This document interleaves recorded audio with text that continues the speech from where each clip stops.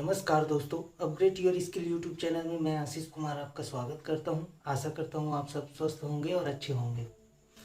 दोस्तों, आज के वीडियो में हम पढ़ेंगे रसायन विज्ञान से संबंधित, या इसे आप समझ सकते हैं रसायन विज्ञान का चैप्टर 1, द्रव का संगठन एवं प्रकृति। तो चलिए आज का क्लास स्टार्ट करते हैं। कोई भी वस्तु जिसका द्रव्यमान होता है और जो स्थान घेरता है द्रव्य कहलाता है। ठीक है, कोई भी वस्तु जिसका द्रव्यमान होता है और जो स्थान घेरता है वह द्रव्य कहलाता है। हमारे आसपास की सभी वस्तुएं द्रव्य द्वारा बनी होती है। उदाहरण के लिए पुस्तक, कलम, पेंसिल, वायु, सभी जीव आदि द्रव्य से बने हैं। इन सभी का द्रव्यमान होता है और ये स्थान घेरते हैं। तो ये आप समझ गए होंगे द्रव्य क्या होता है। ये पेंसिल, कलम, वायु, जीव आदि द्रव्य से बने होते हैं क्योंकि वह स्थान घेरते हैं। आगे बढ़ते हैं, जानते हैं द्रव्य की प्रकृति। द्रव्य की 3 भौतिक अवस्थाएं संभव है। ठीक है, ठोस, द्रव्य और गैस। ठोसों में ये कण एक दूसरे के बहुत पास पास क्रमबद्ध रूप से व्यवस्थित रहते हैं। ठीक है, ठोसों में जो कण होते हैं बहुत पास पास क्रमबद्ध से व्यवस्थित रहते हैं। जैसे कि ये एग्जाम्पल, इसमें जो कण है एक दूसरे से परस्पर पास पास है।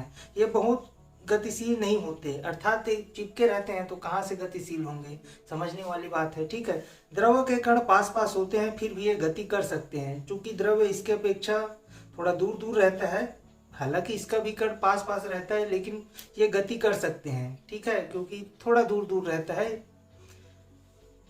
लेकिन ठोस या द्रवों की अपेक्षा गैसों के कण दूर दूर होते हैं और वो बड़ी आसानी से गति कर लेते हैं। ये है गैसों की कण जो दूर दूर है।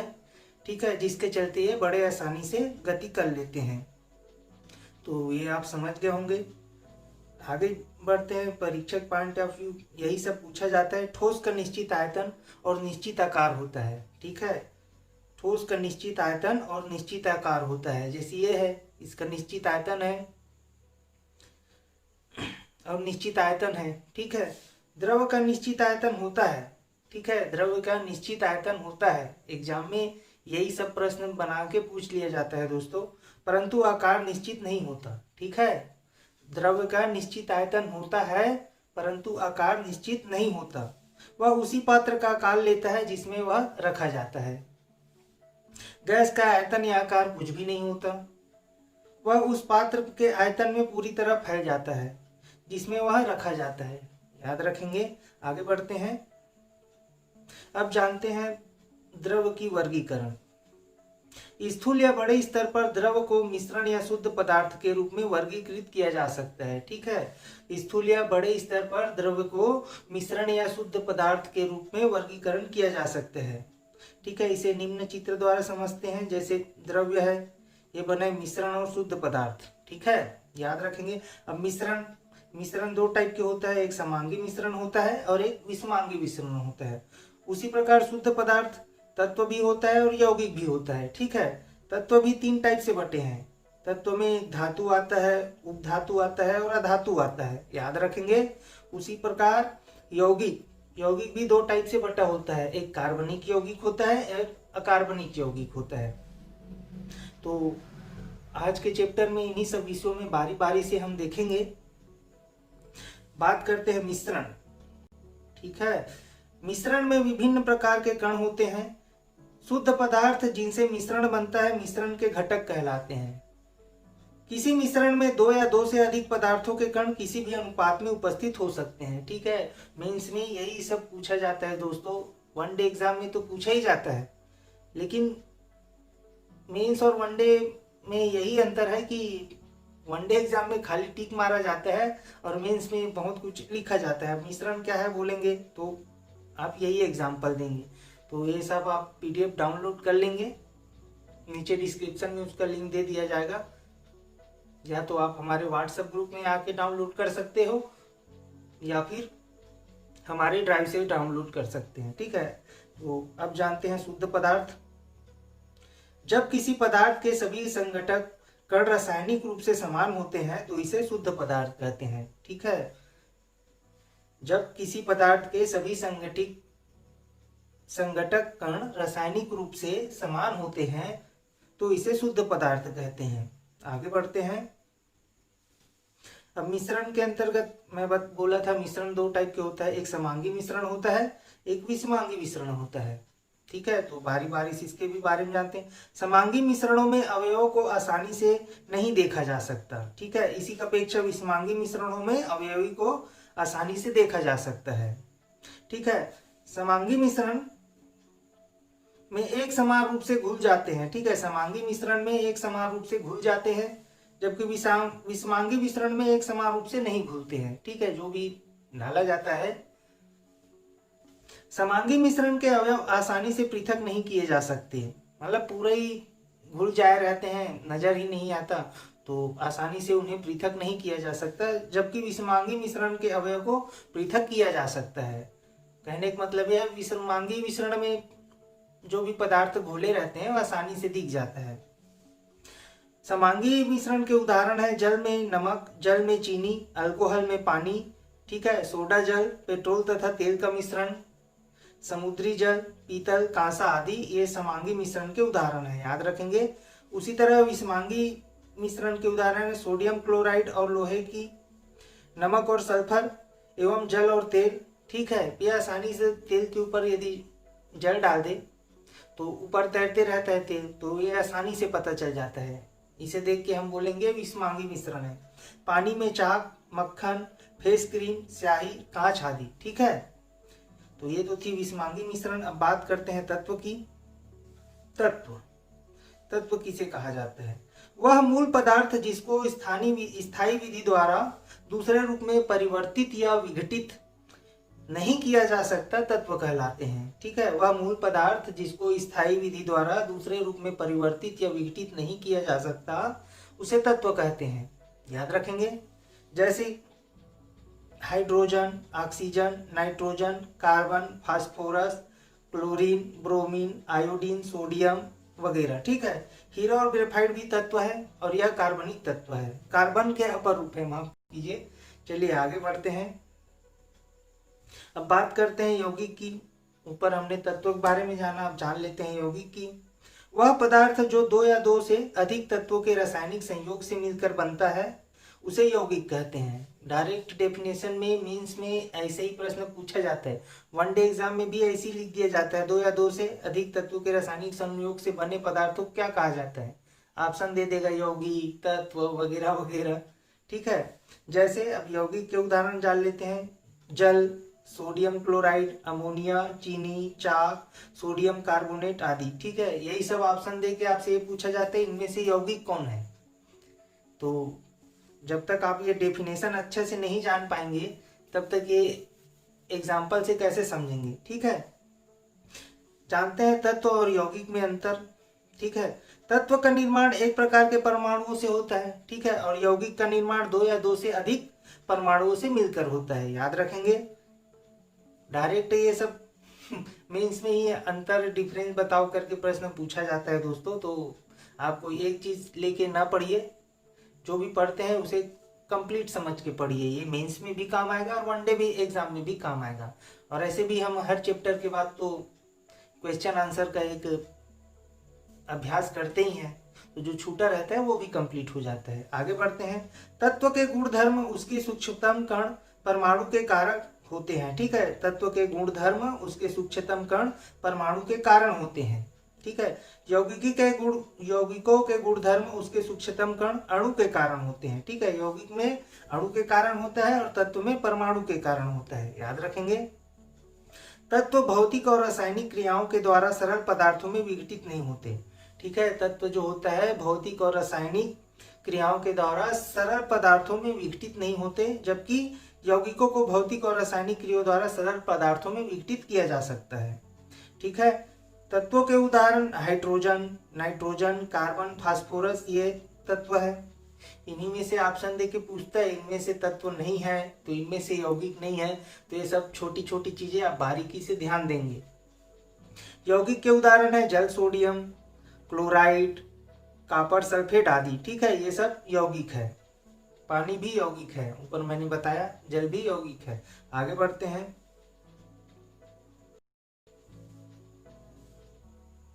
जंक भी यौगिक है। आगे बढ़ते हैं। अब जान लेते हैं तत्व को पुनः 3 भागों में बांटा गया है। ठीक है, एक है धातु, उपधातु और अधातु। ठीक है, तत्व को पुनः 3 भागों में बांटा गया है, धातु, उपधातु और अधातु। ठीक है, तो बारी बारी जानते हैं। धातु, ये सामान्य ठोस होते हैं तथा निम्न गुण पाए जाते हैं। ठीक है, धातुएं कठोर व चमकदार होती है, ये आप जानते ही हैं। धातुएं विद्युत व उष्मा का सुचालक होते हैं, ये भी आप जानते हैं। ठीक है, धातुएं आघातवर्तनीय होते हैं तथा हथौड़े आदि से पीटकर इसे पतली चादर के रूप में बनाया जा सकता है। ठीक है, वही है। धातुओं के कुछ उदाहरण है सोना, चांदी, लोहा, तांबा आदि। ठीक है, ये धातु है। अब बात कर लेते हैं अधातु की। अधातुएं मुलायम व भुरभुरी होती है, हल्के से प्रहार पे टूट जाती है। ठीक है, अधातुएं मुलायम व भुरभुरी होती है, हल्के से प्रहार से ये टूट जाती है। अधातुएं विद्युत और उष्मा का कुचालक होती है।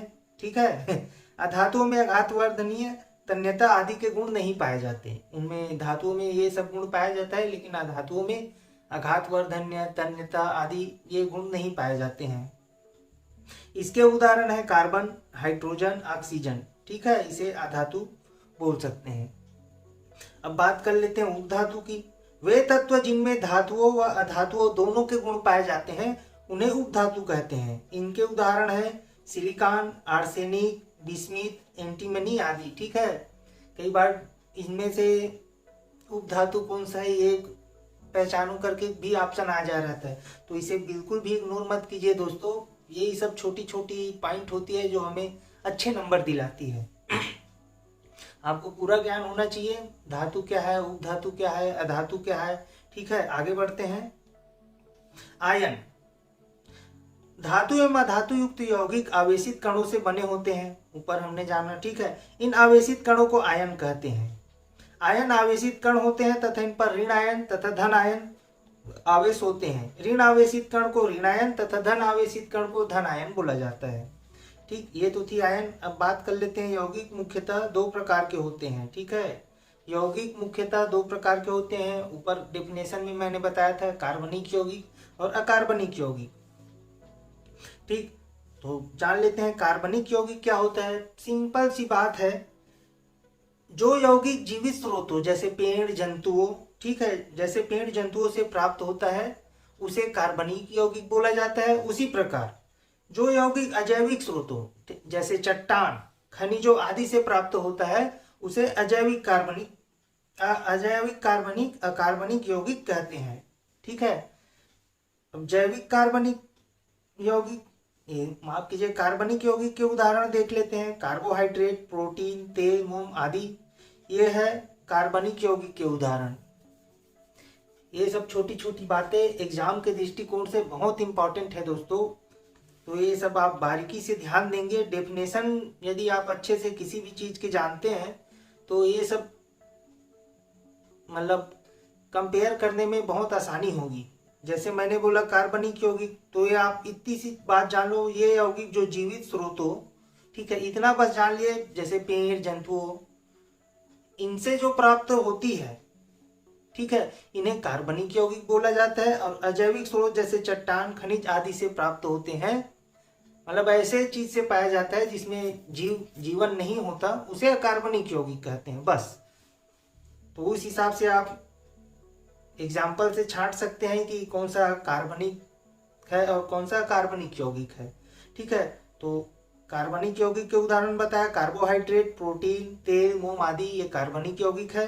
अकार्बनिक यौगिक बोलते हैं तो धोवन, सोडा, नमक आदि अकार्बनिक यौगिक है। आगे बढ़ते हैं। द्रव्यमान और भार, इसके भी बारे में थोड़ा जान लेते हैं। किसी पदार्थ का द्रव्यमान उसमें उपस्थित द्रव्य की मात्रा है। ठीक है, किसी पदार्थ का द्रव्यमान उसमें उपस्थित द्रव्य की मात्रा से है, जबकि किसी वस्तु का भार उस पर लगने वाला गुरुत्व बल है। ठीक है, तो ये रहा द्रव्यमान और भार।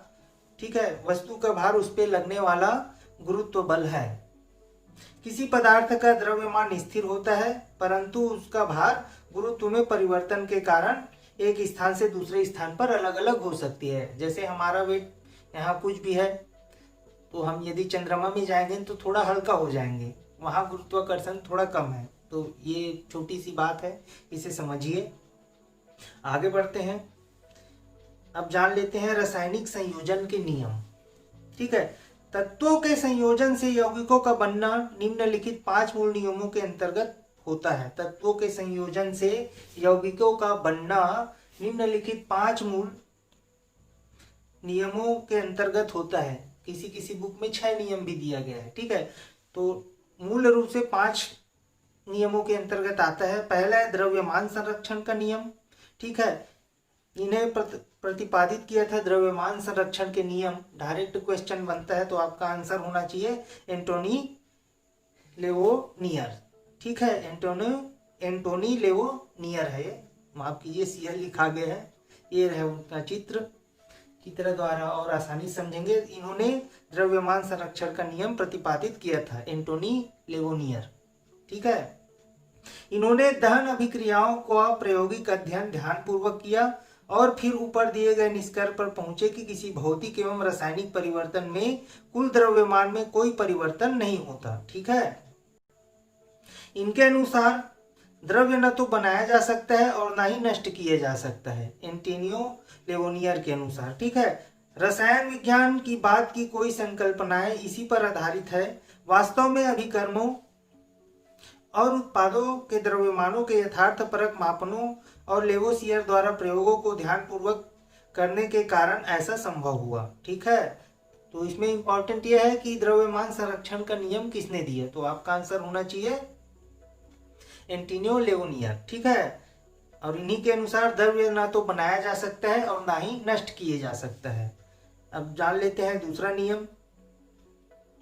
तो दूसरा नियम है स्थिर अनुपात का नियम। ठीक है, और इसको प्रतिपादित किया था जोसेफ प्राउस्ट ने। ये रहा जोसेफ प्राउस्ट। ठीक है, याद रखेंगे, जोसेफ प्राउस्ट ने स्थिर अनुपात का नियम दिया। ठीक है, ये फ्रांसीसी थे। इनके अनुसार किसी यौगिक में तत्वों के द्रव्यमान का अनुपात सदैव समान होता है। ठीक है, इनके अनुसार किसी यौगिक में तत्वों के द्रव्यमानों का अनुपात सदैव समान होता है। प्राउस्ट ने क्यूप्रिक, तांबा, कार्बोनेट के 2 नमूनों के साथ प्रयोग किया, जिनमें से एक प्राकृतिक और दूसरा संश्लेषित था। उन्होंने पाया कि इन दोनों नमूनों में तत्वों का संगठन समान था। ठीक है, इन्होंने किसमें प्रयोग किया करके पूछे, क्यूप्रिक, ताम्रयुक्त और कार्बोनेट के 2 नमूने से। ठीक है, अतः इन्होंने निष्कर्ष निकाला कि स्रोतों पर निर्भर न करते हुए किसी यौगिक में उपस्थित तत्व के द्रव्यमान समान अनुपात में पाए जाते हैं। इस नियम को कई प्रयोगों द्वारा सत्यापित भी किया जा चुका है, याद रखेंगे। इसे कभी कभी निश्चित संगठक का नियम भी कहा जाता है। ये मोस्ट इंपॉर्टेंट है कि इस नियम को निश्चित संगठन का नियम कहा जाता है। तो आपका आंसर होना चाहिए स्थिर अनुपात के नियम को निश्चित संगठन का नियम भी कहा जाता है। आगे बढ़ते हैं, तीसरा जान लेते हैं गुणित अनुपात का नियम। यह नियम डाल्टन ने प्रतिपादित किया था। ठीक है, गुणित अनुपात का नियम डाल्टन ने प्रतिपादित किया था।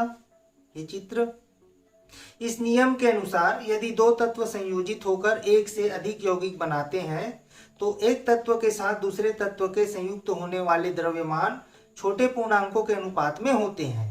उदाहरण के लिए हाइड्रोजन ऑक्सीजन के साथ संयुक्त होकर 2 यौगिक जल और हाइड्रोजन पेरोक्साइड बनाती है। ठीक है, तो गुणित अनुपात का नियम इन्होंने प्रतिपादित किया था और उदाहरण दिया था हाइड्रोजन ऑक्सीजन के साथ संयुक्त होकर 2 यौगिक जल और हाइड्रोजन पेरोक्साइड बनाता है। बात कर लेते हैं चौथे नियम।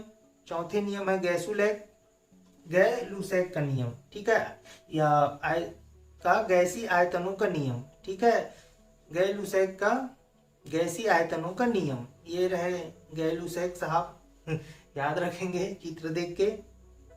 इन्होंने पाया कि जब रासायनिक अभिक्रियाओं में गैस संयुक्त होती है या बनती है तो उसके आयतन सरल अनुपात में होते हैं। ठीक है, इन्होंने पाया कि जब रासायनिक अभिक्रियाओं में गैस संयुक्त होती है या बनती है तो उनके आयतन सरल अनुपात में होते हैं। मोस्ट इंपॉर्टेंट गै-लुसैक का नियम, बशर्ते सभी गैस समान ताप और दाब पर हो। जब सभी गैस समान ताप और दाब पर हो तब मतलब रासायनिक अभिक्रिया में संयुक्त गैसें बनती है या आयतन सरल अनुपात में होता है, ठीक है, जब समान ताप और दाब हो। याद रखेंगे। गैर-लूसैक के आयतन संबंधों का पूर्णांक अनुपातों की खोज वास्तव में आयतन के संदर्भ में स्थिर अनुपात का नियम है, ठीक है। स्थिर अनुपात का नियम भी कहा जाता है गैर-लूसैक के गैसीय आयतनों के नियम को। पहले बताया गया स्थिर अनुपात का नियम द्रव्यमान के संदर्भ में है। गैर-लूसैक के कार्य परिपूर्ण सन 1811 में अवोगाद्रो द्वारा की गई, ठीक है।